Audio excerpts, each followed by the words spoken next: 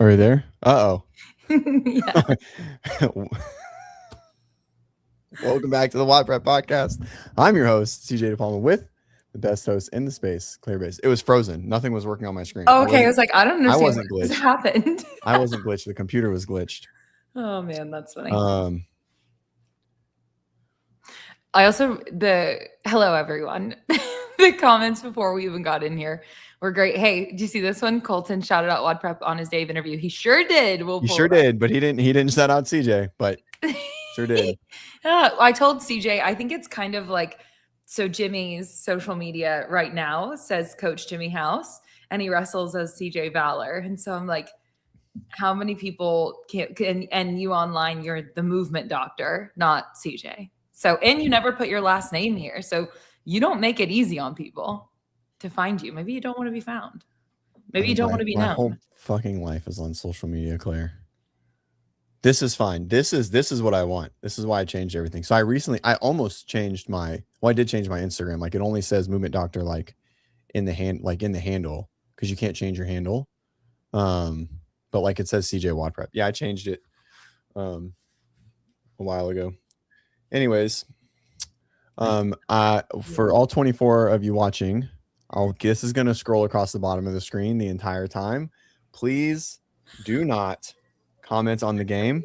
Still saw that. I'm asking you from the bottom of my heart that I'm here during something that I want to be watching. So I love you all. I'm here. So let's talk about CrossFit. Why don't you just play it in the background? Well, I'm 40 minutes late, so I'm debating on just starting it, but I'll be too distracted. Like I'm like locked into some USA soccer right now. So I'm honestly surprised that both of you were up for the. Well, I don't know how up for the show. Just kind of like glance it. Stop! I don't want to see. I don't want to see if there's a score on the board. I hit it. I hit it on purpose. All right, good.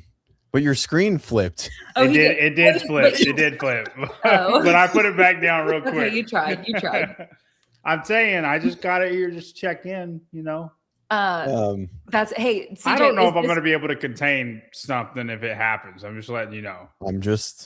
He's making well, I don't know. I'm staying out of it. CJ, is the Hyrox thing in the bottom? Is it okay? I didn't know how to make the QR code. And this in the corner, the WODprep podcast. You could help zhuzh this up a little bit, but I tried. You're great. Okay, awesome. Thanks. You know what?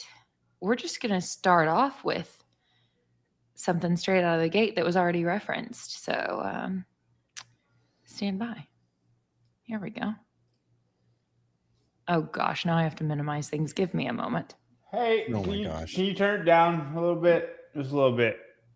Yep, talking to you. Oh gosh. Thank you. That's not what I wanted. We'll get there. You guys can see my screen, I'm assuming. Yes. If you go to this actual screen. Who is this? Hold on. Who's on the screen? Yeah, I know Dave, but what's that other guy's name? He's a short guy, right? Yeah, I know that guy. I think he's at Proven, right? Yeah. I don't know. He's a Proven athlete. Whooped up on me on Xenon pretty badly. There you go. Cool. All right, hit play. Look at that. What are we doing? Okay, great. All right. Anyway, we'll start here. My uncle would say strong back and weak mind type of work. Do you enjoy programming and analyzing programming? I don't do any programming really, but I like listening to all the programming podcasts and shows that are on, and thinking about it. And yeah, really, I like arguing with those guys in my head because they never invite me on. But that's okay. But I like arguing just in general. Who doesn't invite you on to talk about programming? Who talks about programming? Well, Chase and Bill. Chase and Bill. Yeah. Shut Up and Scribble. WODprep will talk about programming sometimes, but I'm just usually not on those shows. But I also have not expressed interest, I guess. It is an interesting. Chase and Bill, I'd respect their opinion. Who's WODprep?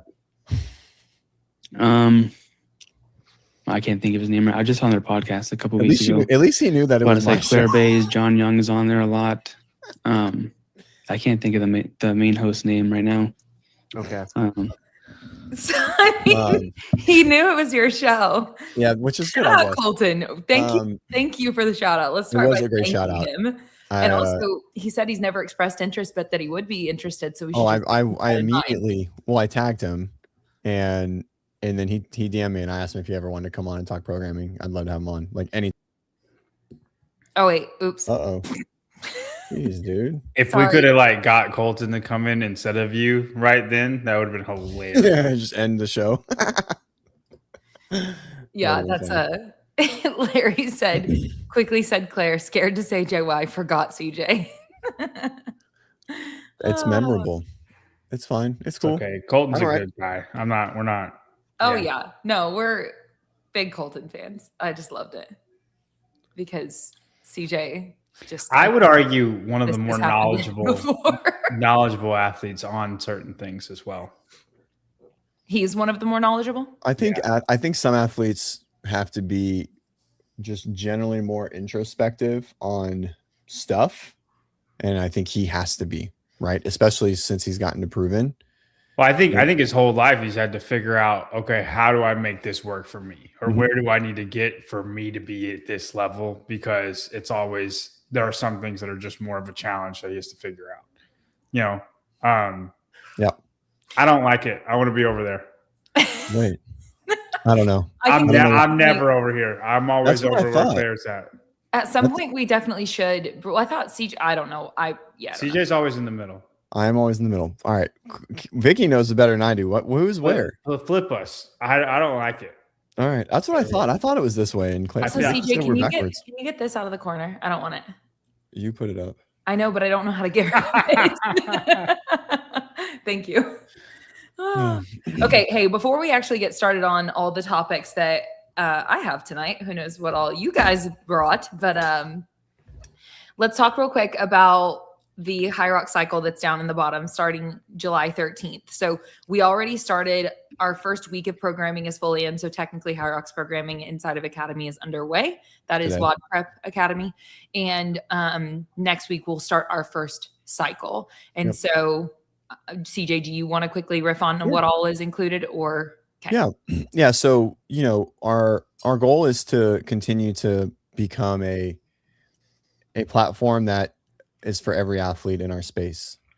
And so we have skill development for skilled athletes becoming RX. We have obviously one-on-one coaching for athletes that are moving forward into their design. We have an RX template design, masters, 55 plus, intermediates, 60 minutes, 30 minutes, accessory tracks for like strength and bodybuilding and core, blah, blah, blah. Right. And so we have coaches that manage each one of those individually, and those are all written individual every week. And so we're like, hey, High Rocks is here. I started coaching a couple High Rocks athletes, and so we're like, let's make a track. And so we went to work over the past few weeks to put a really thorough design together. And so our design is it's 12 weeks long. This current cycle is called Base Camp. It's 12 weeks long, and the goal is to get you ready for a High Rocks.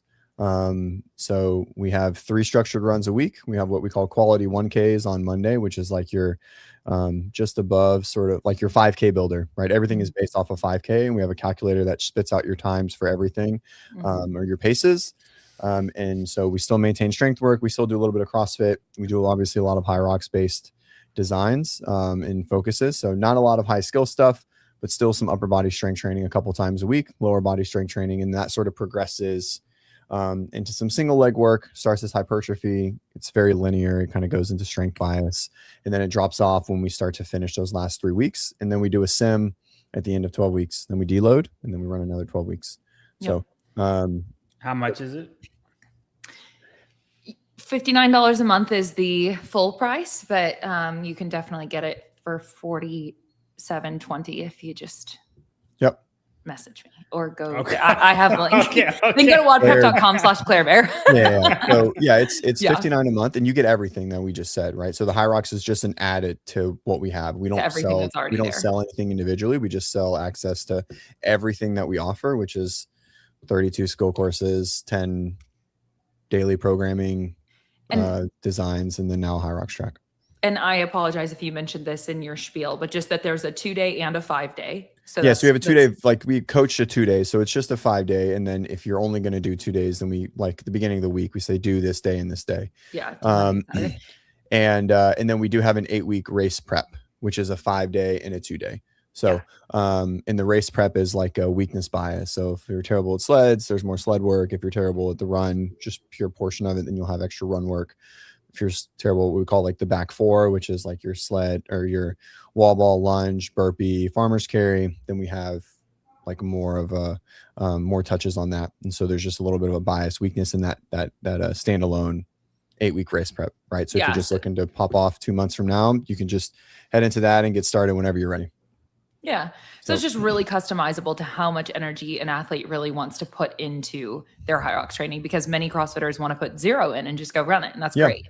And then some want to put in a little bit. And so that 2-day really offers that opportunity.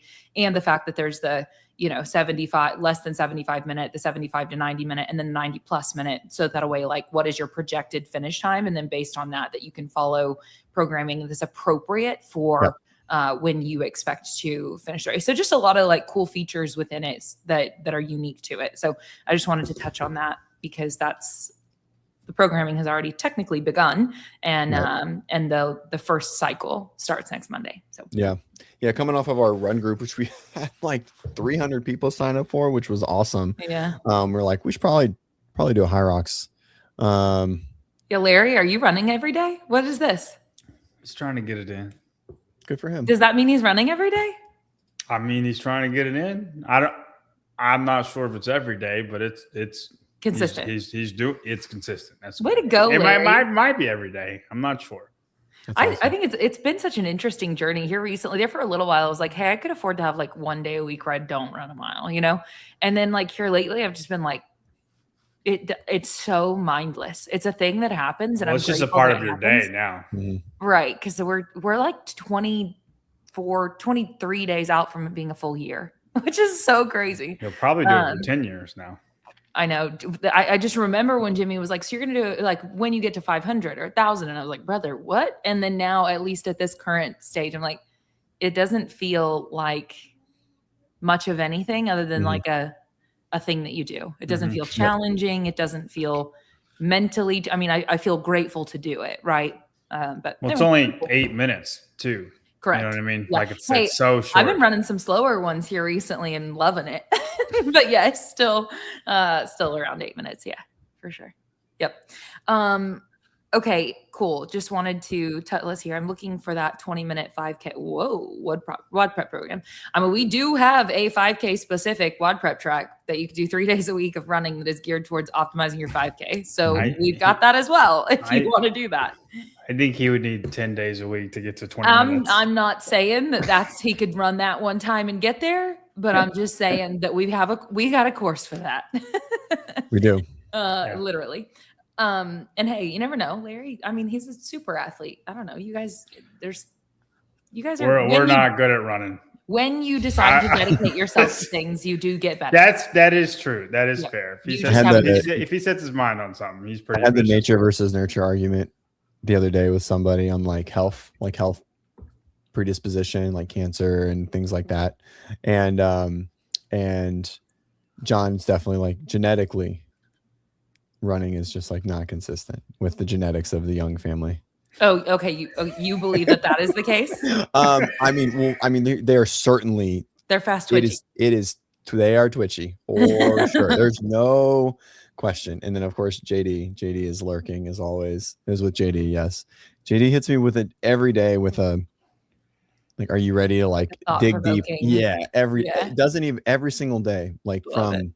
Parenthood to training to business to like social life. That's and cool. Things like that. And it's annoying because I want to have the conversation. I'm like, bro, I can't have an hour conversation today about like the social norms of like child rearing. Like not today. Like move on. That's funny. I love it, JD. Keep it up. Grace also said, love the do not comment ticker tape. My lips are sealed. So good. That's awesome. Thanks, Grace. You guys. Thank you. Okay. Hey, tell us real quick. I'm interested to see something happen to see if it works. You know what I mean? If people everything's do not disturb. Like everything's off. Like except for the comments. Well, it's gonna be fun to see for me to see. You know what I mean? Just to see and also why I'm not going to pull up anything on Instagram tonight. Claire, you have to pull up all of it. Okay. I already have all of, yeah, we're Okay, good. great. Because as soon as I pull it up, it's going to be the first thing. It's going to be like USA scores or USA's down 5. And I'm going to hate every second of it. I'm so surprised you're even on the show. That's dedication. Okay. Tell us real quick, anything that you want to reference about the fact that your team, CrossFit Reykjavik, just finished their game simulation weekend. Do you want to touch on that much at all? No, I wasn't there, right? So it was kind of tough, but it was really fun. And so it looked like they had a lot of fun. It got progressively harder throughout the weekend. It started, I wouldn't say easy. It was different, right? Their whole first 5 workouts were out of the gym, or their first 4 were not in a gym and nothing they had worked on at all. They swam, they biked, and they literally climbed a mountain, which was pretty neat. And so, and then they did, like 100 muscle ups. Like it was very 2018 was our first day. And then they did 100 muscle ups for time holding the worm.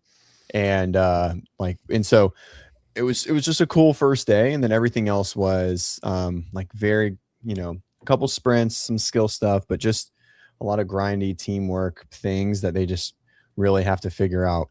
Well, you said your intention going in was to put them in a position where they got smacked, Yeah, they got smacked. Okay. But they did really good. They're really fit. Yeah. Like, not that I ever didn't think that they were really fit, but as they put more scores up, and I'm just like, man, like they're really figuring it out really fast. And to the point that I think they're going to contend a lot better than maybe was anticipated, at least internally or through us.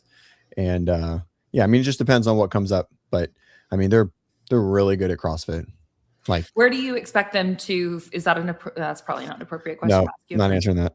What's funny is CJ's in a great place right now because he's in the place of I'm just gonna see how much I can kill y'all, and yeah, see if I can, and then like, oh, that didn't do it. Let's ramp it up a little bit, and then at sometimes you're like, y'all are really fit. Like it's really good. So that's what your takeaway was, is you gave them these tests, and yes, they struggled at times as they were supposed to, but they impressed you consistently. Yeah, and I'm still reviewing, like they're just like the days are trickling in because the days were so long. They had a fundraiser event Saturday, so they didn't even start Saturday till like 2. I think they finished at like 9 or 10, and then they rolled 4 more events. So I think it was it 14 events, 5 scores, 4 3, no 4 4. I think it was 13 scored events. Okay. And so Saturday, like Friday took like 12 hours of competing, I think. Started at like 9 a.m. and they finished at like 9 p.m. And then they didn't even get to start till 1 or 2 on Saturday. And so then it got really dense. And so they're just tired. But it's with teams, the guys, because like I'm not just going to write things where they're just going to stand around. So there's still some taken into account of their ability. And so when you do that, in general, the guys are just going to have a little bit easier of a weekend no matter what. Right. So I think the guys tolerated it a lot better. And I think everyone on the team, or at least the guys on the team, are definitely more volume tolerant than Gucci is. That's interesting because I feel like women in general are more volume tolerant than men. Most of the time, but when it's a team, just a singular workout, if there's any synchro in it at all, the female is slower. They are working 25% harder to maintain. Yeah. I hear you. And so that's what I mean by that. But Gucci has never been. We are getting there, and she is for sure today the most volume tolerant she has ever been. Yep. And I mean, when I got her, she was like top 150, 200. Like she had been already, or like that first year, and then we had some fall off and stuff, but she could hardly do a full training day. She couldn't lift multiple days in a row, right? But she was fit, but she just didn't have volume tolerance. Like her CNS just gets zapped big time. And so anyways, it's been good to watch because now she can train 5 days a week if she wants, right? And have good sessions all 10. And so that's really good. That's a huge, I think, like her next step in development as an athlete, being able to do all the things she needs to do, like with intensity, to push to the next level, right? To be a top 10 at a semifinal, which is the goal next year. So love it. Hey, Larry? Yeah, I almost called you Larry, John. Me? Oh, John. Okay. No. I don't know. He's probably like, I've heard that before. Wait, that then reminds me, didn't your mom make like a USA cake? Like a flag? A 250 cake. Okay, that was cool. We sang happy birthday to America. I love it. That was weird. Shout out. That was so cool. Seems kind of weird. Wait, did you have a barbecue? No, she grilled things. But I mean, it was just the family that came. Oh, that's right, just the family. I was gonna say, I was like, did you socialize with other people? Because you told me you would never come to my barbecue. No, it was literally just a small family gathering. It was me, Leslie, and then mom and dad. Are they? and like, is everyone a hermit like you, or do you force everyone into the hermitness? Ooh, that's tough. Mom is not for sure at all. Yeah, mom is like Claire. Shelly's gonna come hang out with me. Mom is like Claire too. Are they coming to the games? And then they're going to the games. Yeah, she can come hang out with me. And I think dad is very much like me. Yeah.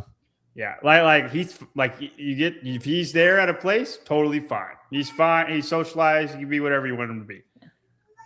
Would prefer not to.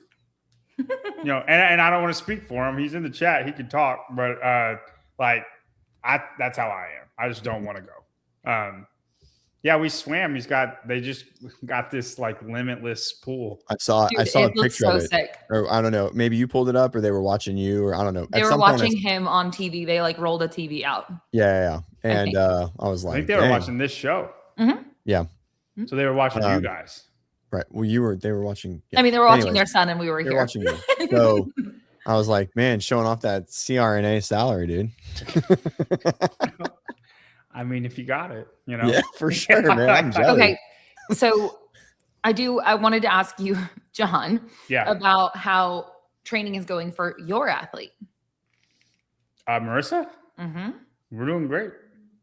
Did you see the first workout came out today? Simulation or anything? I mean, we're ramping up pretty hard for like 10 days, and then we'll take 2 active recovery days and then 2 days of nothing. Yeah. But we're just ramping up. It's interesting because, like all athletes are different, right? And she needs to be in a good mindset. Mm-hmm. So Sims can be scary. And mindset's everything. Yep. Right. And like her goal is not to win the CrossFit Games. She just wants to go and compete and do the best that she can. And she wants to have a good time working out. Like it's not, and it's like we had to, I wouldn't say a heart to heart, but kind of a heart to heart. Like if the mission is wake up and win the CrossFit Games, she's going to hate life, but she loves to work out and she's really good at it. Yeah. And she wants to see how far, she can take, she can take that. And then show KTX fam, CrossFit KTX, like kind of like, this is what you can do. Yeah. Right. Like it's not, but it's not like an obsession type deal. So it's very important that she's just having a good time, and I'll get the most out of her that way. Mm-hmm. If it's like there is nothing else that matters than holding 70 RPM for 3 minutes. And if you cannot do it, you will not win the CrossFit Games.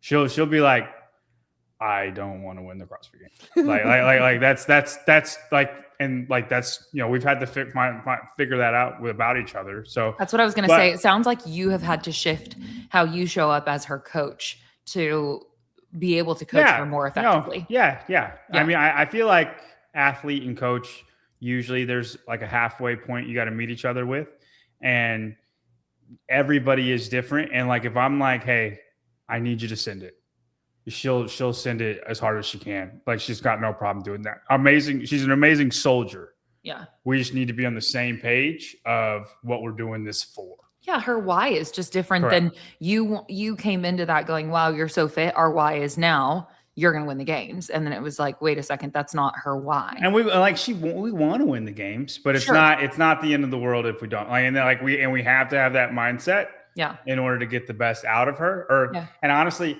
like I had to shift my mindset into like, this is what we're doing and we're going to have a good time doing it. And it's okay if we're bad at something. We're going to try to get better at it, but it's not like the end of the world. We're going to train this into oblivion. Right. Mm-hmm. So No. So for her, we're just ramping up volume a ton. We're hitting everything that she can hit. Some things are, I would say 60% is like weakness work improvement stuff. And 40% is just stuff that's her jam, running, thrusters, pull-ups, something that she can feel good Toes about to bar, herself. double under snatches. Yeah. No. And so that workout, it's it could be really good or not good. Yeah. Yeah. It's Are you talking her about or just in the general? workout that was for announced? her. Oh, For for her, her. okay. I mean, we can talk about like masters athletes in general if you want. Can we say the workout first? Sure. Do you want to pull it up, Claire? Where is it? I can just say it's Legends Championship. Yeah, it's 4 rounds, 75 or 25 toes to bar, 75 double unders, and then an ascending snatch ladder, 4, 3, 2, 1. So it's What's like she'll handle the toes to bar double unders better than everybody. She would win the workout if that's what it was. The snatches, she'll be completely fine on the 4, 3, and probably the 2, 1. It just kind of depends. Like she can do it, but we're right at the edge. yeah, like 180 is it. Yeah, 175 most days is it. Is it 175 for 35? 165. 65. So like as long as we're smart about it, it goes down one more. So like the 1 is 165. As long as we're smart about it, like I think she'll be fine, but it could potentially be bad if 165 doesn't go good. So I wrote 4 rounds for time, 50 double unders, 4, 3, 2, 1 snatch for rows on Saturday. I was like, let's go. I always have one where I'm like, you have programmed for, like against, is it against? I've programmed to compete in Bob and Joe's competition for so long that, you can usually guess. And their games are a lot different than their semifinals. They are different, but this is year 3 and I think there's still a Boz influence. And so for sure. And so you kind of have this, I don't know, it's a guess, but it was way heavier. Yeah. So like what I'm saying is like, it could be a top 3 for her. It also could be like a 12th. Yeah. Mm-hmm. So yeah. Okay. This is an amazing workout for all 3 of my athletes. You guys like these workouts, right? This workout. Yeah, this very specifically for rows and double unders. It couldn't have came in a better. Yeah, I wish I kind of the workout's fine. I like the workout fine. I don't think it's heavy enough for 35. I always have that like for guys. Well, I feel like they went weirdly heavy on the women's side. They did. But also I just wish there was more of a range. Like it doesn't ascend very much at all. Like we could have just done three snatches every round and just did 225. Right. Yeah. I agree. It's a small, well, usually if it's like this, it means you're changing your own bar. Mm-hmm. That's why they do it like that. There's no way there's going to be 80 bars on the floor. So you're probably changing your own weight and they want to make it. That's fine, easy. But it's just weird. It is. It's narrow. And like I'd like 185 to 245 and then, 185, 205, 225, 245. That makes fine sense. Right. And then that'd be 135, 145, 155, 165 for the women. Yeah. Yeah. I think it's a smaller start allows for a higher finish, right? Because the reason why they do this and they keep it narrow is because they're worried, not in that age group, but like the other age groups, that people are just going to stand around. So that's why you make it light on the first one and then you just have a bigger ramp. So, yeah, it's all right. It's a good one. It's definitely a good first workout to release. I like it. There's no complaints. I wish it was squat snatch for us selfishly. Huh? Yeah. But it's a good one. I like it. The toast bar has to change for the older age groups, or then it's not a barbell workout at all. Like that wouldn't even make any sense. So I like the volume for the 35. No, it's great. Yeah, so. It was 100 toes to bar written in a workout is for sure written at 35, which they never do. They never write that. It makes it matter. Yep. And so that makes it matter. And the shoulders are going to be toasty, and that 235, it's going to be manageable, but you know, it's not going to be a normal 235 after 100 toes to bar. So Yeah, for sure. I All like right. it. The next one. Speaking of workouts, Did y'all talked about the hopper workout, right? Do you want do you want to talk? We didn't talk about it with you. Not really. I mean, we didn't talk about. We know that it exists. I mean, do you want to talk about them in order? Then I'm just saying we have the first two. Oh, Sure. yeah. Okay. Go ahead. Yeah, I mean, workout number 1 being the 5 rounds for time. 1,000 meter row, followed by 5 rounds, 25 pull-ups, 7 8. push jerks. Right? 7? 7 push jerks. 7. Yeah. At like 135.85 or something like that, right? Yeah. Yep. Silly weight. So, all right. Bob, I don't know why I almost said Bob. John, you can go first. Oh my gosh, guys. My name is John. I don't even know what I was looking at. Is there Bob on the screen somewhere? No. I don't know. I have no idea. Nope. There's nothing. There's a J on the screen, but you know, lots of it. whatever. Oh, we posted the run route. That's cool. Let's make sure to look at that. Yeah, we'll have to look at that for sure. I like it. I don't think I know the weight is silly for these athletes, but it just makes the workout way more intense. I do think it is a bit of 125 pull-ups for time. I do think there is a little bit of that nature to it, but I think you can get people on transitions in this. And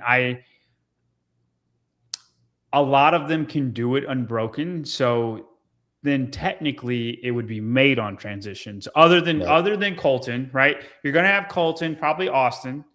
And that threw me way off.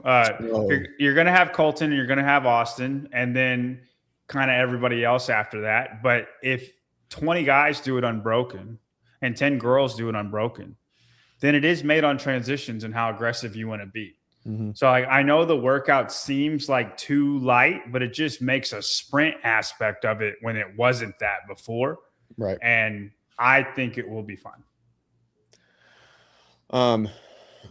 So I don't mind it at all. I love everything about the workout in the sense of like the tradition, what the workout, like what it means, what it stands for, all the things. I love all of that. And I think that makes the workout way cooler than it is. But you know, I think the shoulder to overhead is silly, but you know, I think the homage and the tradition of it and like what it's paying respect to supersedes the fact that there's 7 push jerks at 135 because it's kind of a throwaway movement. And you know, but so be it. I like everything else about it. That's the only thing I don't like. I think, hear you, but people will transition faster than others. Yeah, they're gonna have with to that run in there. Like I also am very bullish on the fact that I know it's only 125 and victory grips or frog grips or whatever everyone uses is basically just like doing pull-ups like glued to the bar without the chance of ripping your hands, but it's going to be in the heat with no shade. Those bars are going to be hot. And I think there is a very big risk for someone to completely ruin their weekend in the first workout. Coming off of that hard of rowing, what makes you think that there 320. won't be shade and so on? What makes you think that there won't be shade and so on? I think it's going to be on the rig that's there. or they're going to replace the rig that's there in the same exact spot. I hope they have it like a circus rig where you just go to your own. You go to a spot. There's not a regulated spot. Absolutely highly unlikely. Like let's just, if we're gonna do it, let's do it. You get off of the rig and listen. So it would just give the bigger guys a little bit more of an advantage, and they need it, right? And Colton's got to go all the way down to the far end of the rig. Yeah, literally body check them. No, but they'll get to the first. You mean coming off the row for the first round? Yeah. They'll okay, get to like the closest part. like a station, right? But if the bars are at the other side, like that makes it up for it anyway. But just everybody has their own judge and just rigmarole it. Mm-hmm. So I think that the conversation, did either one of you watch Boys Interrupted today? Mm-mm. Jason's demeanor on the show the entire time was different. Yeah, is he And like turning into like I'm not friends with anybody for the Yeah. next month? Yeah. I mean, that makes sense. yeah, it wasn't like, but it was just interesting because they were like, cool, so he's not talking, and like, but he did ask questions when they were talking about what they were doing in their workouts, and then he was like, what'd you do? So he would like be like, want to clarify what they were doing in their training, but that was about it from what I heard. And then finally towards the end, let's see, now I just need to go ahead and play that clip too, and then it'll play into this that leads back to that. Let me share this tab. I felt really confident. I feel very locked in, and yeah, I like that name. What's the difference been? I will be honest. I don't know how to put this on this podcast. All I've been thinking about is just how badly I want to beat y'all three. So this is 40 minutes into their show, and I was already like, yeah, he's definitely like that mindset shift is taking place based on his interactions. And then 40 minutes in, after James has just left, and he's like, yeah, this is all I'm thinking about, but anyway, and then he was think about. It's kind of funny because James is just completely different. James is just golden retriever to a T. Literally, James left the show early so that he could go to his dad's for like a party for the game. Meanwhile, they're all like very tired, and yeah, it was just, they were talking about workout number 2 and saying how workout number 1, and he was just like, if I beat you guys on workout number 1, like if I win workout number 1, everyone should be worried. And of course that's like 125 pull-ups for time reference, but anyway. Yeah. I think if he beats everybody in 125 pull-ups, then everybody should be worried. Yes. Yeah. Sure. This bodes really well for him. He's the best trail runner there is. I'm not saying he will beat Ricky or Jeff, but he has before. When it's up and down hills, like Jason has the most, it's a plus for him more than anybody else that it's up and down hills. Why do you think it is? You think it's just because he's pretty tall and just like because he's power driven and power driven like yields? I don't know. I think some people just handle hills better than others. Like just how you're built, you just handle hills better than others. Or like there's a little bit of an athleticism factor to it too, like running downhill for sure. It's hard to say. I mean, I've always been way better at trail running than straight running too. And it's just, and like he's far greater, but like Jeff wants a straight road. Jeff don't want up and down. Yeah. Right. Ricky doesn't want up and down, but like some people are just better at hill running than they are straight running. Danielle Brandon is another one who's way better on hills than she is straight running. Interesting. Like, I'm just thinking of people who it benefits, and these. Rogue 2 years in a row had a long run, and it was just in different the ranch facets. And I would go look at that leaderboard. That's what I'm going to do as far as looking at who's advantageous to who. But DJ, you can pull that up if you want. What, the Rogue leaderboard? Leaderboard, if you wanted to. I'm not saying you don't have to. I was just. But that would be a good indicator. Well, didn't Jason and Danielle win that last workout there when they did it on the Rogue Ranch? Yeah, I think it's called Texas Heavy. Yeah, because they had sandbag cleans in the middle of it, right? Yep. I remember that workout. And Ricky was hurting. Ricky was running with Jeff, and he was hurting. Like it just hits people differently. And if you're so good at straight running, the second like it's something a little bit different, because you're such in rhythm. Your heart rate is so used to this pace, and it's better at that pace than anybody else. The second it gets interrupted, you don't have that rhythm anymore.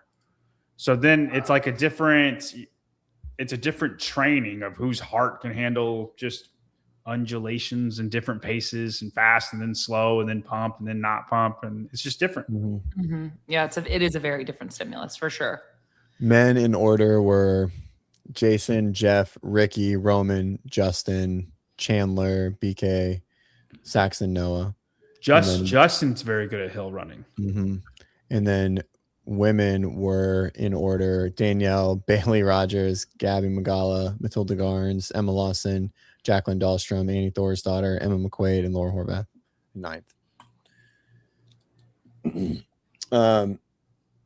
Yeah, it's a good one. I mean, I don't know if you guys saw that. There's Matilda Garnes, didn't she make Matilda it? Garnes. Yeah. Yes. She's a dark horse, man. She's Dark better horse. than people think. And this is and while it is a trail run, it's a real trail run. There's 1,500 feet of elevation throughout the whole thing. You're going to do a 1 mile loop, what looked like roughly a 1 mile loop multiple times. It said 7,200, but he finished right at a mile. Okay, 1.2. So I guess 1.2 times 3, would that be 7,200 meters? Was it the same thing No. 4 times over? It would have I mean, to be it's 4. keeping on going, right? Oh, he wait, went did it just back. reverse and go backwards? Yeah, he went back Yeah. the other way. So it looks like you did 2 laps one way and then 2 laps the other way. Maybe we'll see what this 4th lap is. Oh, I thought it was done. You didn't realize you kept pausing it. Yeah. So you do 2 one way going clockwise, and then you do 2 going counterclockwise. Well, That's wait, he just went straight through. No, he turned around. He turned the other direction. He started. He went straight through after that, Claire. Like he turned around and then he went straight through. So he did 2 laps one direction and then and then turned around and 2 laps and the other 2 direction. laps the other direction. Yeah. Okay, gotcha. Now I'm curious. So this is the throwback to 2016, right? Because the 2016 was a 7K ranch run. It was 7K. It was 7.2K. He's humming right there. He's really grinding right here.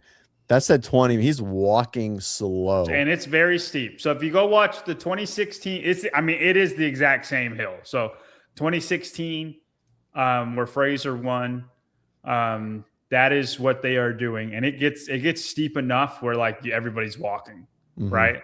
But there's also narrow corridors. So like whoever gets out early gets in front. Yeah. Because there's places where people are just stuck on top of each other and it's hard to pass. Yeah. So if people care. Is the ranch right there off the road? Is that it right there? That's right there. See, it's the rectangle right there. Yeah, those okay. 2 that's okay, right. got it. Okay. But yeah, his paces went from 8 minutes to like 22 minutes. That's wild, which means he was walking at large portions of that. So, if y'all want to go watch go look up the 2016 ranch run. That's exactly what they're doing. But they said they were doing the snail and the pig, and the snail was only in 2016. So I don't know. I'm just thinking about what kind of ode to whatever you're doing, right? And this has to be the 2016 one. They just did sprints every other time they were at the ranch. So there's a lot of I guess I shouldn't say a lot of. I've heard some speculation that people think that event number 3 is going to be a total or something like that. Well, it's going to be on the ranch, or they'll leave and go to whatever the red barn, whatever it's called. And he said it's going to be the biggest scored event day ever, but not the longest, because you technically can't beat 2018 unless you did another, like unless you ran a marathon or something like that. And so I think there'll be. And he said nothing is going to be as long as the marathon row. Yeah, not even close. I assume this is going to be the longest event. I can't imagine there's going to be an event longer than this. I don't necessarily know that. This is 4 miles, and I mean, this is going to be almost an hour. Yeah, right. Yeah. But I don't know that I'm willing to think that they could not do something over an hour. I think this will be the longest event. Yeah, I mean, I think an hour. What was this? I didn't even look at his time. We have to pull it back up. It was an average of 11 minutes a mile, something like that. Oh, was it? Okay, so then it would be like 11 and some change. Like 33 minutes or 32 minutes. So maybe there could be then. So in 2016, Fraser was right around 34 minutes. I think he was 34:10. Did they do it 4 times? I know it was 7K. They did a 7K. No, they did a different route. They went up. They did the same route and then they did a different route. Gotcha. But it was 7K. I said same route like 7 times. No, it's like different, same. But no, different, because I can exactly remember like the writing of it. They did this loop, and it was that loop, and then they went straight up something, and then straight back down something. Yeah. Oh, whoops. We're not even there. It was like a loop and a Yeah, tape. I don't know how to fix that. Sorry. I'm just gonna click thing on the bottom. But it was 7K. He was 34 minutes. Second place was 35 and a half, around there. So I imagine it'll be around 35 minutes. Yeah. 35 to 50 minutes. Yeah. Also, side note, that movie, The Interview, has for sure, which is where what I just said was from, is probably one of the most underrated comedy films of all time. It's one of my favorite films I've ever seen. And you've seen it. You knew what it was from. I'm so proud of you. Yeah, but you see, the thing is, I forget why I know things, but I do know them. Like, I don't remember where the reference came from, but I can repeat it. Oh, you know the reference. Oh, you didn't know it was from the movie called The Interview. No, of course not. This is very normal for me. I have no idea what I'm referencing. Yep. By the way, fantastic movie. Also completely unrelated to that, but important in my opinion, Young Washington is in theaters right now, and it's about the formative years of George Washington. It was so good. So you go to a movie? I did on the 4th of July. It was very patriotic. I went and saw Toy Story 5. It was very patriotic. We went and saw the movie about George Washington. Like, yes, it was very patriotic. And it was good. It was good. Anyway. We went and saw Toy Story last week. I dressed up as Buzz Light. I put on my Buzz Lightyear costume. Oh, you have a Buzz Lightyear costume. I do. How was it? It's great. It was actually really good. Good. It was fantastic. Yeah. I mean, Toy Story is like a league of its own to have 5 movies with maybe only one being meh, like 1, 2, and 3. Like, I think they should have cut it off at 3. I don't like it whenever they overkill it. I get it makes money. 5 was so good. I hear you. I just don't care. Like, I just want you to end. Like, you have a great ending. You ruin that ending with the other movies. Fast and the Furious should have ended at 7. 8, 9, 10 still made money. So much money. Right? But they already jumped the shark on Fast and the Furious at like 3. Right? Yeah. So, but it perfectly ended at 7. Was a great homage, and then you ruin it. It still made money. Toy Story, I feel the same way. They should have just ended it at 3. Well, Disney, total side quest. Matrix ended at 3. Ruined it with the 4th one. Ruined it. Yeah, 3 was terrible. Shrek 1 and Disney, 2, 3 was lame. Disney did Disney has to pull everything out because all their new anything is terrible. They have to keep trying to leverage millennials that can't get over Disney movies like go me. to sleep and figure out what you used to do. It works. I know. Make new. Well, right? Kill the mom in the beginning, make it an orphan, and then 100%. Do some crazy adventure. That's you. It's every single movie. Every movie till like the mid 90s, or even like early 2000s. That's what it was. It works. It works. We also went and saw Supergirl last week, and it was really good as well. Was it good? Cool. Yep, it was really good. So all right. All right. CrossFit? Yeah, back to CrossFit. Let's see. Where do we want to go next? This will be quick. So we'll do this. And then there's the topic that JY referenced. It'd be interesting to see what you think about it. So this one's a little bit quicker, but we'll do this real quick. Bear Groves. I really want to know, like, if the games are ever going to be in Europe. Yeah, I think so. Do you think? Yes. Yeah, okay. Absolutely. Is it planned, like, in the next, let's say, 5 years? Oh, yeah, for sure. Yeah. Maybe sooner than you think. Yes. Next year. I'm not going to commit to that on this call, but yeah, I mean, definitely the games going overseas, specifically to Europe, in the very near future, is a real possibility. Cool. Yeah. I don't know that it's new information, but it's new it's information. Coming close. I think he always said I feel like they're going to 20. do that next year the way that went. Exactly. But he always said he wanted to have 20 here, like when he would have the conversation. He had a long conversation. Maybe it was with Annie's last year. He had like an extended conversation with her about it. And I feel like he said through 20, through 20 was going to be here. And then the doors sort of opened. I think, obviously I think the Dallas thing and Lazar's death really put a damper on Annie. Like future plans and just trying to, be in the moment, like figure it out right now and not really plan 3 or 4 years later in case they didn't exist. Yeah. And so it's always seemed like it's been the play. It'll be great. I got to renew my passport. So no, I mean, I think it'll be fun. I don't want them to. I selfishly don't want them to like commit to like 3 years in a row in Europe. Like Rogue's kind of been a little bit like when it's around, because like we just watch it and talk about it, and it's not as exciting for us, and maybe it's super exciting for the people in Europe, and I'm happy for them, but it is way different than not going to it, right? I think I'd probably find a way to go to the games if it was in Europe, but so like, oh, we going? Yeah, like it would be fine, but I don't know if WODprep's going, but I wouldn't like if it's like 3 years in America and every 4th year they go to a different place. I think that would be really cool. Like I would be for that. I think Australia would love it. It'd be like the World Cup of CrossFit, right? Australia would be wild. Also, no American would be able to go.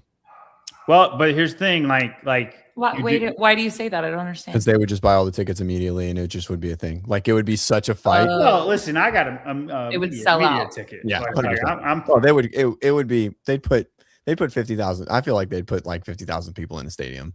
Yeah, Torian would be so fun. It really would. But it would be different because America, it would not be experienced the same way over here, right? But it's not experienced the same way over there. So I just wouldn't want to commit to like we're 3 years in Europe. I'm not a fan of how Rogue is right now. Not the competition. Don't clip me out of context, people. But like it's not as fun as when it was thing here. You have to do.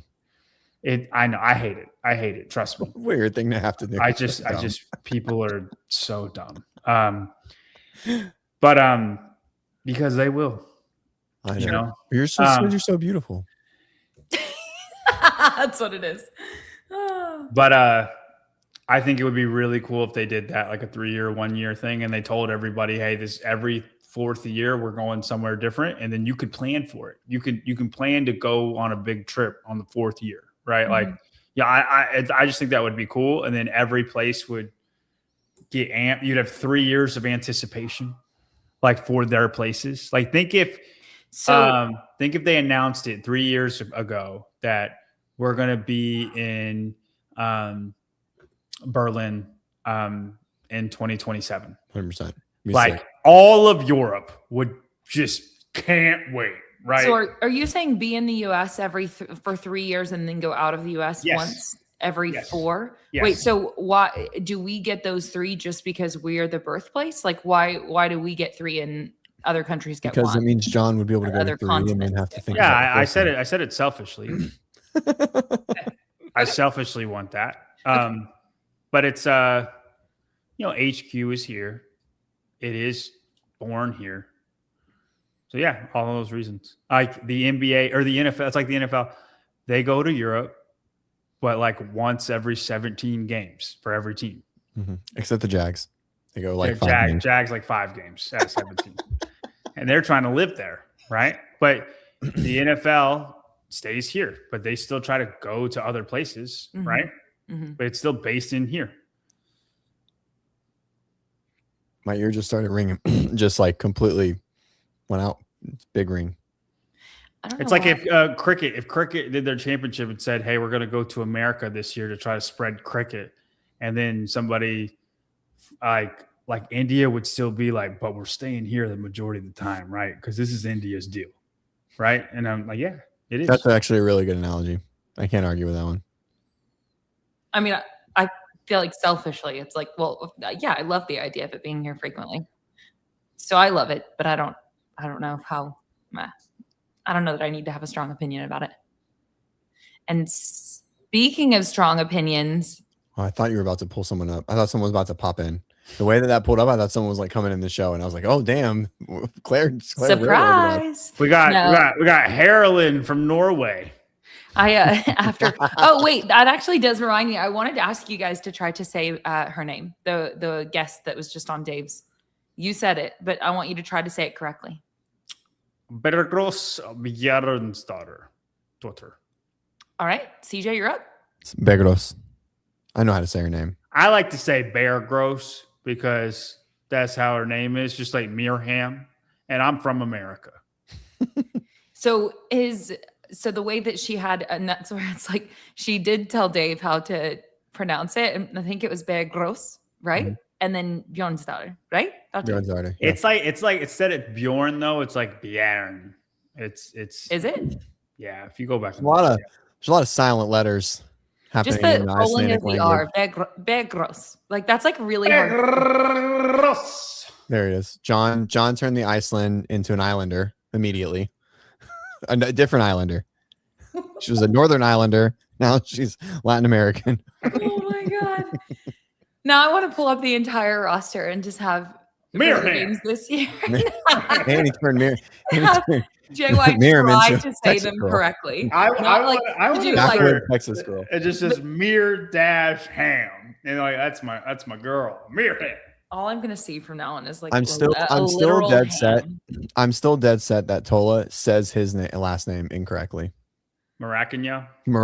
There's no way it's Maracanã. I feel like it's pretty rough. Also, I thought for years they pronounced it as Moraquinho. Moraquinho, right? Yeah. And then I thought that was it. And then they interviewed or whatever, he did his intro. It's like Maracanã. I'm like, no way. I don't believe it. I just think he's wrong. Or he's fucking with us. Bijan Robinson. Have you heard? You know what I'm talking about? Yeah. Mm-hmm. I think he said like they asked him how did you pronounce his name. He goes, well, nobody actually says it right, so you're fine with Bijan. He goes, well, how do you say it? It's like Bashan. Oh yeah, I remember that. They were like, that was we're not saying that. like it's Bijan. It is. Was that on Pat? That was on the McAfee show, right? I don't know. But I do remember that interview. Same spelling, same pronunciation. I was disappointed. Wait, with the Maracanã No thing? way. What? I can't. That's crazy. Tyler, is that real? The That's Maracanã insane. part? All right, let's play this clip. Brandon's gonna continue. Okay, but I really do want JY to have to go through the entire roster of games athletes and try to pronounce their names like he can do it in his own, what he usually would do, and then try to pronounce them correctly as well. Just feel like I actually think I'd be better at it than you think. I'm curious. Yeah. You try hard and then you'd like Texas it up. You know what I mean? Yeah. I feel like I'm pretty good with enunciation, and then I don't care to be good. I don't care to be proper. Fair enough. I just think because I am so like saying Bear Gross makes the most sense to say or whatever. And then I'm like, oh, we can't do that though. That's not her name. All right, here we go. Yeah, we We should can. know what's coming out so we can continue to train safely for those movements. Number two, and I've said this many times on other podcasts, even outside of NBC, I think it was and I know, Angela, you're probably going to disagree with this, but watching the best athletes in the world fail strict pegboard climbs and could not do a freestanding handstand push-up where only a couple people finished the workout is embarrassing for the sport. If not for the athlete, I think it was a great test. Don't get me wrong. If you want to grow the sport for viewership. And again, it all comes back. The reason the NFL makes billions a year is because millions of people watch it. If you want people to watch CrossFit, you have to see excellence. I watch Steph Curry, LeBron James, Tiger Woods, Scotty Scheffler, Tom Brady play because they're excellent at what they do. And there's no unknown or unknowable, right? Like he just can throw it. Tom Brady can throw a touchdown pass. And it's like, wow, that was incredible. No one could do that. What I want to see is the athletes do freestanding handstand push-ups and strict pegboards, but everyone's racing it instead of failing them. And I know this is a long tangent, but hear me out here. We actually watched the run back of that because I was at the games that year. We come back. My sister-in-law is in the living room and we turn it on. And she's like, wait, these are the best in the world. I'm like, these athletes are amazing. They start doing, what was it? It was deadlift and freestanding handstand push-up, something like that. I can't remember what it was. Yeah. So we're watching the final heat of the men and one after the next failing, getting no reps. One, because they didn't tell them the standard until right before that. Yeah. Horrible standard. And I'll never forget my sister-in-law, who was a high-level cheerleader, so she knows what excellence is, was like, these are the best in the world. Yeah. Why do you even watch this? She said exactly that. And I'll never forget thinking, wow, because you know what? She was interested in the event before when everyone was racing. Yeah. She was like, wow, this is actually fun to watch. Yeah. And then she walked out of the room. So the point being, all of us love it because we're in it. But what about how do we get another 400,000 people to sign up for the Open, or how do we get another 1 million viewers on, CrossFit.com's, YouTube stream? Okay. You get the idea. Mm-hmm. So one of the, and I don't know that I feel like I need to have a strong opinion about this, or that I do have one, or that it even would be worth airing out, right? But I found it interesting. So these guys are basically saying, hey, the idea of the games being known and knowable, giving them the gist of this conversation was like giving them a couple of months advance notice about what the events will be so that they can truly train for whatever it is, so that the spectacle of the sport is maximized, right? And then on the week in review that Savon just did today, that he started earlier, he opened up talking about this and was saying, just the unknown and the unknowable, and that being such a what? Oh. Say it again, Claire. Just being such an essential piece of our methodology, and like, how could you, anyway, he just had a strong opinion against it, was kind of the gist. And I just was like, I was listening to that. And yet again, I don't know what I think strongly either way, but I'm like, okay, well, the sport has already gone away from methodology in multiple ways, such as if we look at the base of the pyramid, it is nutrition, and there's a specific prescription given for that. And when it comes to sport, we have certainly veered, right? So we can veer on the base of the pyramid, but we can't veer on something like known and knowable and unknown and unknowable. And it's just like food for thought more than it is an opinion either way from me. I have a strong opinion, but go ahead, CJ. So CJ, you don't have to laugh at my strong opinion. No, I'm not laughing at it. I think Brennan is one of the best minds in our space, and I think that he was overshadowed by Max, and I feel like Mayhem has kind of put him behind the paywall, right? Because like what he's doing behind the scenes with the Masters and stuff, like what he wants to do. I wish he was more forward facing a lot, even if I don't agree with him. I always listen when he speaks. I think he's very intelligent. He's very well thought. CJ's about to disagree. But I think the statement is 50% right and 50% wrong. I think for the two examples that he used, 100%. Give them a month, give them 2 months. Just let them have those movements. Hey, we're going to do this kind of dumb fucking thing. I need you guys to learn it. Okay? Wait, were those things dumb? I think freestanding handstands are dumb. Yeah, I do. I think they're dumb. I would rather, maybe not. I don't know more dumb than strict handstand push-ups. What about the legless? The legless rope climbs? Pegboards. Yep. Yeah. Well, so no, legless, you don't need to teach them because they've already done regular. So no, I don't think that qualifies. Like a completely novel pattern. Like the first year they did pegboards. Give them the 2 months so they can practice it. That was silly. Okay, right? So a novel pattern. Okay. Like completely novel, like crossover double unders, right? Hey, this is a thing. And so now how do you decide that? I don't know. I don't have an answer for that. But I think there has been cases where that movement probably should have been given a little bit of time, because the only thing it tested, maybe athleticism in the moment. Maybe, but I don't know. Like there's those, and there's only a few examples this has ever been with, right? I think crossover double unders is maybe there, maybe not. Freestanding handstand push-up, right? Especially because it was the prime time workout that year, in pegboards. And it might only maybe ring handstand push-ups probably on there. definitely on there. I don't know. I think the probably ring pick out- handstand push-ups was more of a judging misnomer than the movement itself. But it was a novel pattern. When it was introduced, it was novel. Sure. No, yeah, I'm not arguing that. I'm saying the problem with that one in particular was more the judging consistency than the actual movement. And so, you know, if they were going to do, I don't know. I don't even know what an example. Maybe if it comes to me like while John is talking, I'll blurt it out. But I don't have an example. I think there has been cases where a little bit of heads up would have just made the spectacle better. Obviously, I mean that would always make the spectacle better, but I don't think that's the case. But and still be able to maintain the unknown and unknowable. So pullovers maybe like or this year there's like a drop kip like the NorCal complex, right? Like if something like that showed up at the games. Well, everybody's doing the twirly bird muscle ups right now. I know everyone does that. None of the team is. None of them. Not one. Well, I was like, we're not doing that shit. The unknown and unknowable. The unknown and unknowable is an important part of our training, right? Like the methodology, we can all, I think, pretty simultaneously agree that like being able to train for the unknown and unknowable is like a really cool component of what we do. But then for this test, this proposal was generally just how are we going to grow this as a spectacle and as this production, and what is best for that. It was my interpretation of this argument.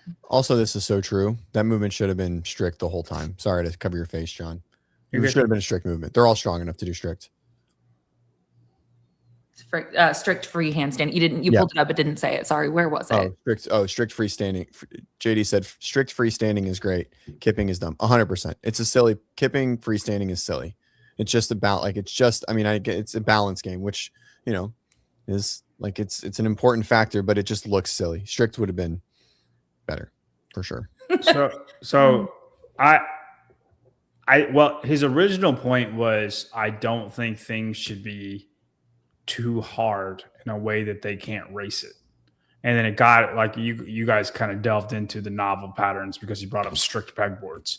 But you like in what you said, CJ, you're like strict pegboards is fine. That's what he was referencing was strict pegboards. He wasn't referencing double under crossovers or the pegboards the first time. The free handstanding push-ups. That's he was referencing the strict pegboards. Right. And like that would be fine, right? Like in your I think it's statement, fine. You said it's fine. I think it's fine. But that's what he was stating. So he's saying the movement shouldn't be no, you're fine. He said the movement shouldn't be too hard in a matter where only a few can do it and only a few finish the workout. He wants to see them race it and not only a few make it, right? That's what he wants to see and what he thinks would grow the sport the most. That was his point. Yes? We'll get further in the weeds, but is it yes. I would argue that's what we have done the last 2 years, and how has that grown the sport? How do we feel about the CrossFit Games? I think the CrossFit Games is very, very tame the last 2 years. It's been very accessible. It's been very, especially 2024, it was accessible with the weights. It's been very non-gimmicky. There's not been any new things that you're doing that makes people, struggle, right? Everybody's racing the workouts. You're not struggling in the workouts. The only novel pattern was to put slip and slide on the pegboard, right? Now, my point is, I don't think that's growing the sport. I think because your cheerleader sister thinks she's better at this. I think put 225 in front of her and say deadlift this and now do it. You can't do that because you can't lift this. That's what CrossFit is. You got to be good at it all. Mm-hmm. And that's why they're not professional at that particular thing. So like when you're when a lot of them can't do it, they got to run a mile sub 5 minutes and then they have to clean 200 pounds. I'm talking for women, right? Mm-hmm. 250 pounds. Mm-hmm. And they got to do 15 ring muscle ups and then handstand walk. And then like all the odd object stuff, like show her the sandbag workout after that and be like, what can you do in this? Oh, nothing. Like that's, and I'm not, you don't attack her. Right. But she's like, why would you watch this? Cause she can do it. Right. That specific situation was, I'd be like, that's the whole point, girl. you can do this, but you can't do that. That's why this is the fittest in the world, because they can do everything. Now, they're not going to be better than a professional athlete at this one specific thing that professional athlete does their whole life. They're not going to be better than that person. Dr. Mike says they're going to be real good though. But they're going to be mediocrely pro at everything. And that's the point. That's the point. We're building Batman. We're not building really good at one thing. Yeah. Right. And I would explain that to her the second she says that. It doesn't mean, oh, I need to make this more doable where we can race it. Like, I think it's more entertaining when you see these superhumans and then it's like, oh, they can't do this. Oh, and then you see the fittest of the fit. Like, only a few people made it through the whole thing. Like, you see survival almost. And I think that is more entertaining than people racing a workout that everybody can do. Workout racing isn't fun to watch. Like if we do Fran, it's only fun to watch when the race is external of the race itself. Right. Like or you know people where you associate emotions with people, or it's like there's drama to it. If all three of us did Fran, we would all get a different score. And I guarantee you make one random person watch us do Fran. We're different varying degrees of that workout. They're not going to be entertained in the slightest. Yeah. Then we throw a sandbag ladder where it's like Claire cleans something that looks really, really heavy, and then she hits something that she can't. CJ hit something that she can't. And then I hit the one that nobody thought that you could lift. Like, that is entertaining. Mm-hmm. And then you do the same thing with gymnastics and running and stuff. Yeah. I mean, I like the idea of yet again coming back to, like, this was one portion of an entire test, right? And so, like, you did have this test where you did throughout that year, there were many things programmed for those athletes that they could race and excel at. And then you just had a couple of different things that stop them in their tracks, if you will. The fails add drama from JD. That definitely stands out as, like, what was the most memorable moment of semifinals this year? For most of us, it was likely Gwen, you know? Right. Yeah. And I would also say, everybody's familiar with that movement, but in that way. And and I get his point. I get where he's coming from. Yes. And I agree with what CJ says. I think Brandon's very knowledgeable. I'm not, like, that aside. Right. I just don't think, one, CrossFit never grew to what it was on the basis of we should race the workouts and make sure everybody can do it. Yeah. I think you're making a great argument for all of this. Truly.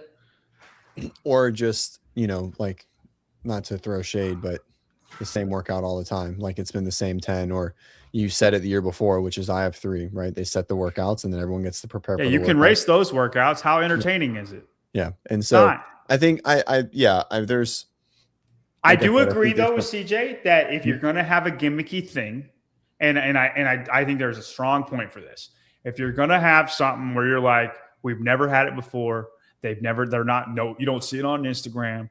Like, the first time double under crossovers came over, you just show Boz doing some double under crossovers on CrossFit Games Instagram one time, and that's it. And that's it. You don't do anything else. You don't even say it. You just post a video of him doing double under crossovers. Some will practice and some won't, and that's what you want, right? Like, that's if you do pegboards for the first time is a great example. Mm-hmm. You show somebody doing a pegboard one time, you don't do it again, right? Like if you're gonna have something new that isn't even like in training really, like a free handstanding kipping handstand push-up, like you show that beforehand a month or two before the games. Mm-hmm. Everything else that's like, it's like a spin-off of a movement we already do, like a pistol thruster or something. Like, that's gimmicky.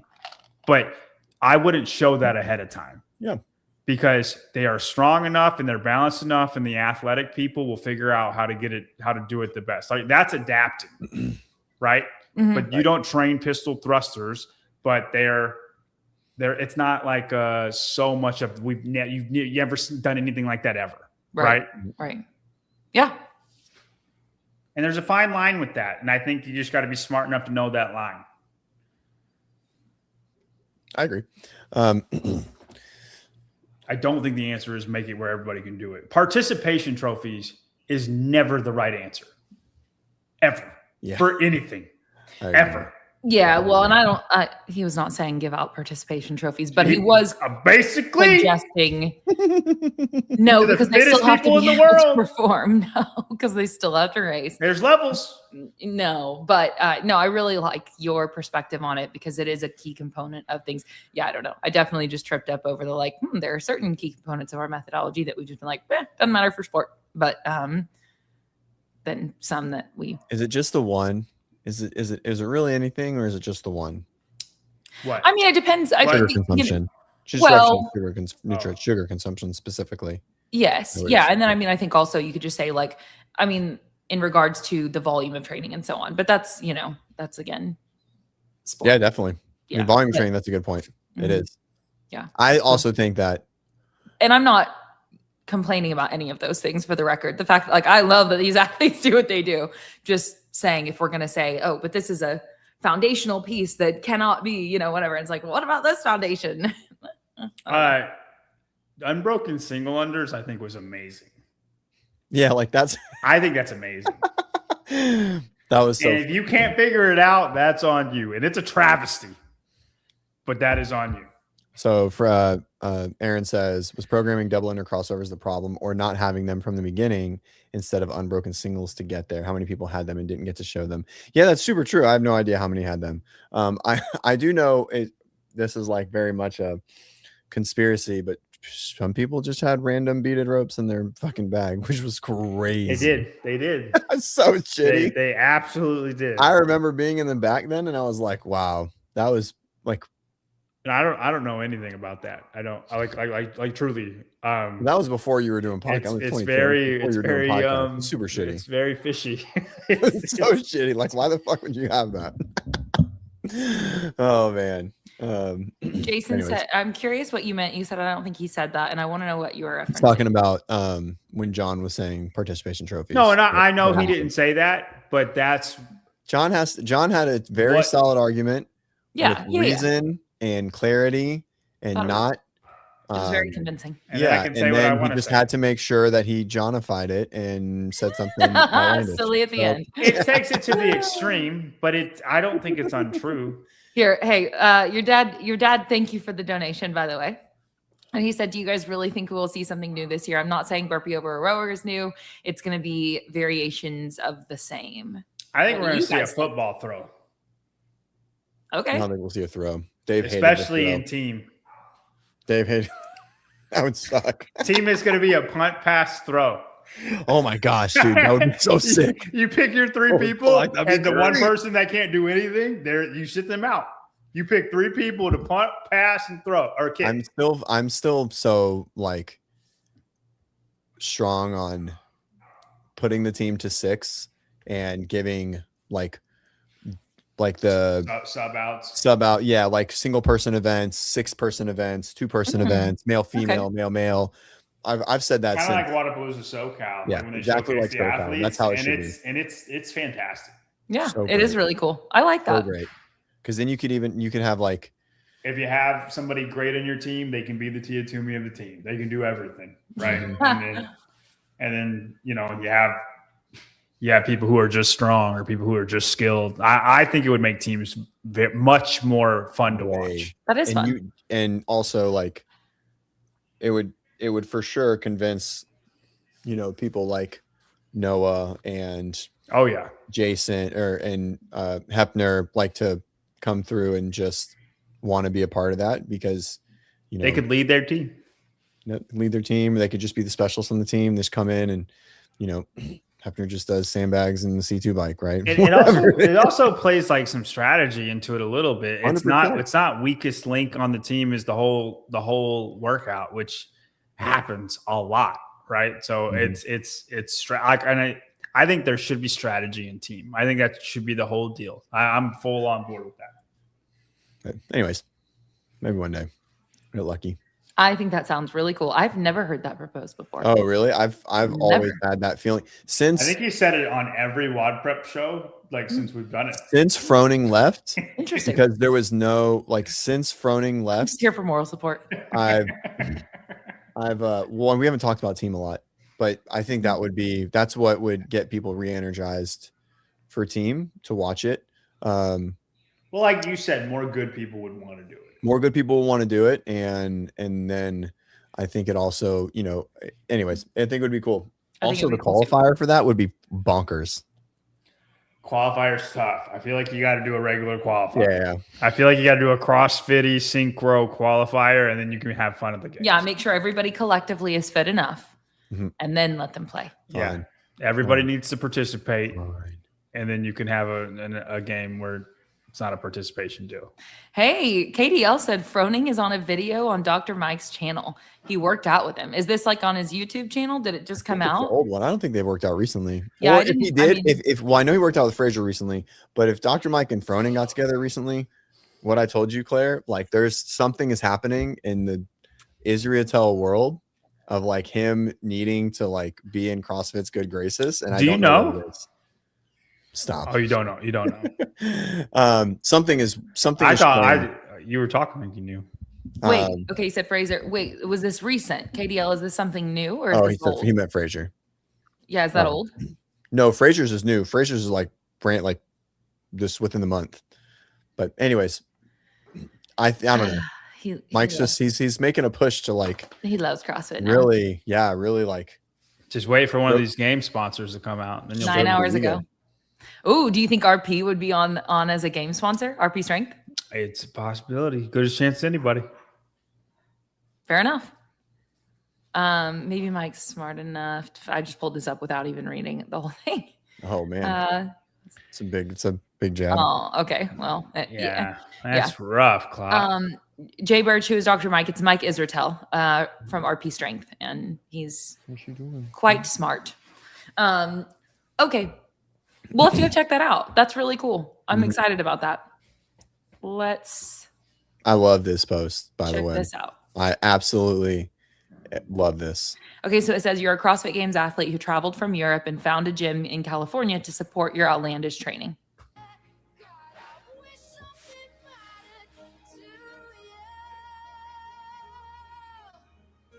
Say thank you.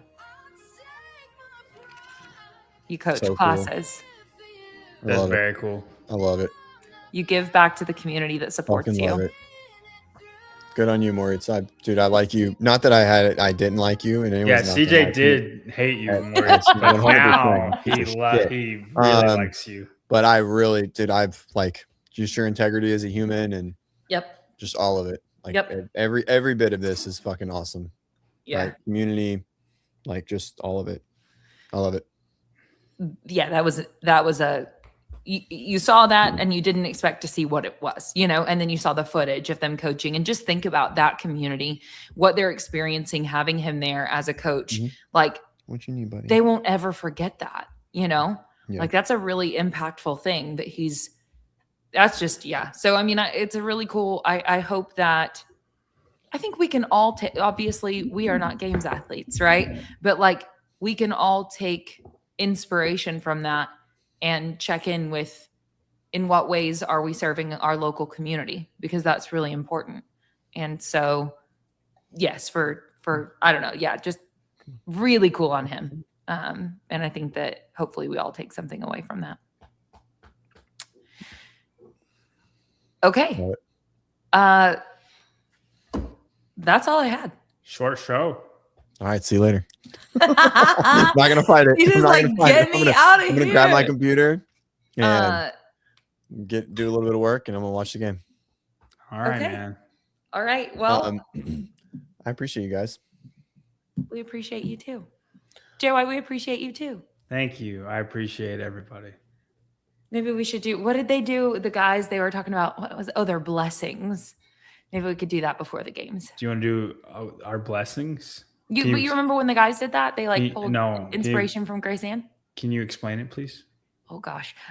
It was just like they were blessing one another before the games. Like they were like, it was like basically like you almost like pray over your friends without. I have a hard time envisioning Jason doing that. Well, Grace Ann does something like that. She did it with the girls, and then the guys wound up doing it last year. They referenced it again that like they could do that this year before the games. I think Anyway. before Jason won, he might have had that mindset. Now, I don't think so. I'm telling you that No, whole I think he's episode. gotten much better since he won. You think What do you so? mean? Yeah. What did he need to get better at? I guess I mean, I just think he's less hard up. It's like more of a good sport. Yes. Yeah. Yeah. He's not a good loser. He was like He worst did. loser. Like, I mean, he's still not a good loser, but I think he's gotten a lot better about that since he's won. It's kind of funny. Like he's just perspective. He's lived more life. He's had more experiences. well, he's had the experience that they all want to have. Right. And Yeah. He said his dad messaged him and said something like well, it's only down from here. And he was like, wow, very Damn. inspiring. Hell yeah. Thanks. Yeah. I was like, that's so funny. oh no. Thanks, Dad. Yeah. That's pretty funny. Oh yeah. I don't know I don't know if this is true, Fraser Farms. I feel like I'm not going to argue with his process. I feel like it's been proven to work. Oh yeah. That's interesting. Yeah, I mean, it seems like it's working pretty well. But I wanted to say that thanks for chat for not ruining the game for me. I appreciate didn't all one of you. time. Well, Grant came in and I was really nervous that I was going to have to I literally started I pulled my screen over to hide the comments for a little bit because I was really unsure. I got a funny story about that. So I'm a Harry Potter nerd and I was in high school as well. And so what house are you? I'm a nerd. I mean, I'm in Gryffindor house. Yeah, for obviously. sure. Wait, what house are you, JY? I'm Ravenclaw. He's for sure a Hufflepuff. No, I'm in Ravenclaw. I'm a Ravenclaw. Guys, what if I said I was Slytherin? You'd be and like, okay. You have red hair. and a Thunderbird. What? Like I'm the Ravenclaw version of the American school.